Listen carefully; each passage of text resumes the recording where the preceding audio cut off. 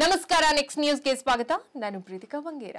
ಒಂದು ಪಕ್ಷವನ್ನ ಬಿಟ್ಟು ಇನ್ನೊಂದು ಪಕ್ಷಕ್ಕೆ ಹೋದಾಗ ಹಿಂದಿನ ಪಕ್ಷವನ್ನ ಬೈಯೋದು, ಮುಂದೆ ಮತ್ತೊಂದು ಪಕ್ಷಕ್ಕೆ ಹೋದಾಗ ಅಲ್ಲಿ ಉಸಿರುಗಟ್ಟುವಂತ ವಾತಾವರಣವಿತ್ತು ಎನ್ನುವುದು ರಾಜಕಾರಣಿಗಳ ಒಂದು ರೀತಿಯ ಹ್ಯಾಬಿಟ್.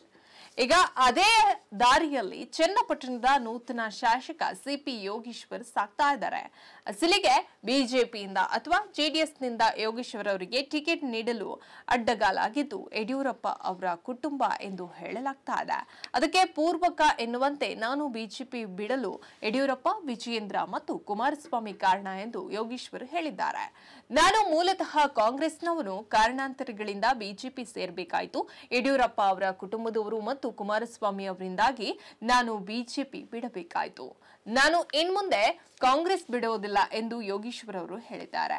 ಮಹಾಭಾರತದ ಪ್ರಸಂಗವನ್ನ ಪ್ರಸ್ತಾಪಿಸಿದಂತ ಯೋಗೇಶ್ವರ್, ಮಗನನ್ನ ಯುದ್ಧ ಭೂಮಿಗೆ ಕಳಿಸಿದ ನೀನೊಬ್ಬ ರಣಹೇಡಿ ಎಂದು ಬಬ್ರುವಾಹನನ್ನು ಅರ್ಜುನನಿಗೆ ಹೇಳ್ತಾನೆ.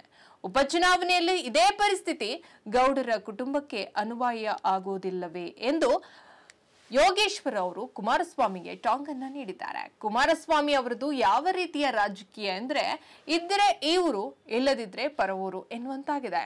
ಕೇಂದ್ರ ಸಚಿವರಾಗಿದ್ರು, ಮಗನನ್ನ ಗೆಲ್ಲಿಸಲಿಕ್ಕೆ ಆಗ್ಲಿಲ್ಲ, ಬಂಡತನದ ರಾಜಕೀಯ ಅಲ್ವೇ ಎಂದು ಯೋಗೇಶ್ವರ್ ಅವರು ಪ್ರಶ್ನಿಸಿದ್ದಾರೆ. ನಾನು ಪ್ರತಿನಿಧಿಸುವ ಸಮುದಾಯ ಮಾಜಿ ಪ್ರಧಾನಿ ಎಚ್.ಡಿ. ದೇವೇಗೌಡರನ್ನ ಲೀಡರ್ ಎಂದು ಶತಮಾನಗಳಿಂದ ಹಿಂಬಾಲಿಸಿಕೊಂಡು ಬರ್ತಾ ಇದೆ.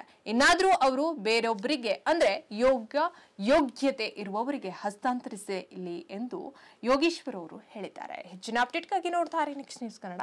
ವಂದನೆಗಳು.